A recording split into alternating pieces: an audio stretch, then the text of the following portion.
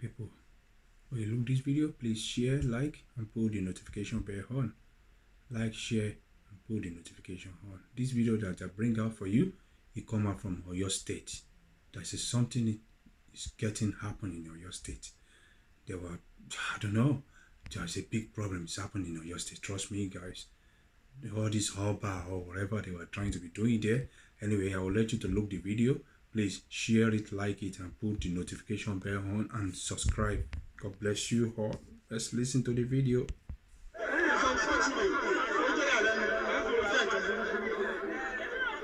That the leadership of the town decided to sell the future of the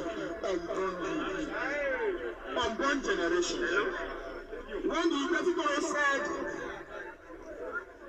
they should not appoint, make sure coffee, Olorunsogo, talking about the king. What decided not to see Olorunsogo?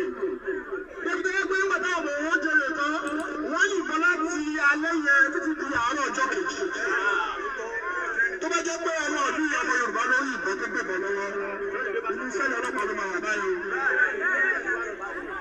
Nítorí èlò nítorí ₦5 maybe $150, $150,000 catfish.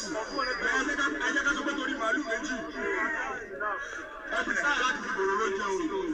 Aláwọ̀ ọmọ níbí Jámínà nítorí pé ó wá iṣu ẹ̀ ó fẹ́ kọ́ ọmọkùnrin yìí lè kó náwó ẹ̀ sókè. Ó wá iṣu ẹ̀ sí etí àlà ẹ̀. Ẹni tó ń da màálù rẹ̀ lọ síbẹ̀. Ó fi màálù jẹ iṣu ẹ̀.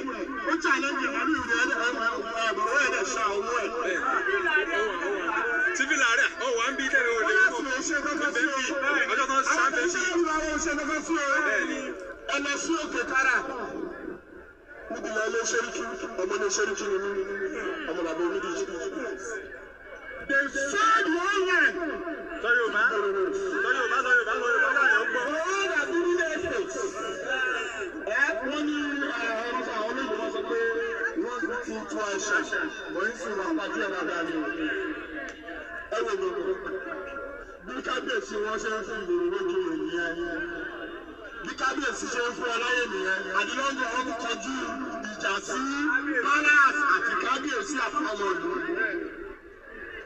Mo wá ń sọ lóhùn láwọn ọ̀dọ́ Ìgbẹ́tì. Àwọn ọ̀dọ́ wa ń sọ̀rọ̀ wọ́n gbẹ́nu ọ̀dọ́ Ìgbẹ́tì sọ̀rọ̀ ní òru.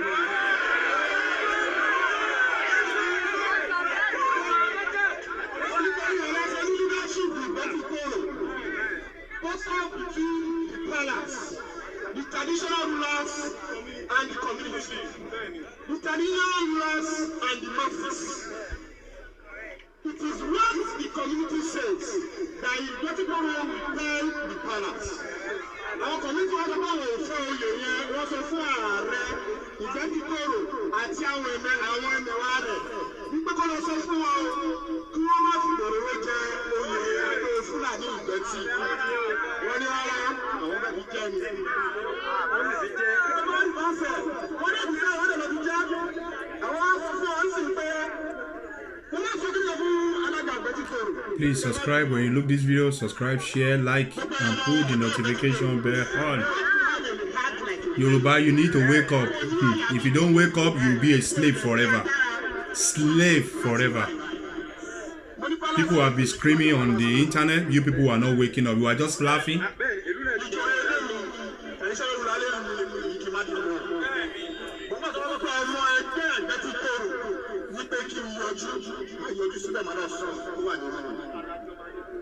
Àwọn bẹ sọ fún àwọn ìgbìmọ̀ ẹgbẹ́ Ìgbẹ́tì àwọn executive pé kí wọ́n tún bá bá wọn lọ́sọ́dọ̀ àwọn òjòyè àtọ́ba wípé oyè tí wọ́n jẹ wọ́n ní láti ìbáṣẹ̀. Kí ni wọ́n wà lẹ́gbẹ̀ẹ́ tó bá lẹ́nu jẹ́ fún gbogbo wa fún ọmọ bíbí àti ìyàwó tó ń bọ̀ lẹ́yìn. We don't want violence now.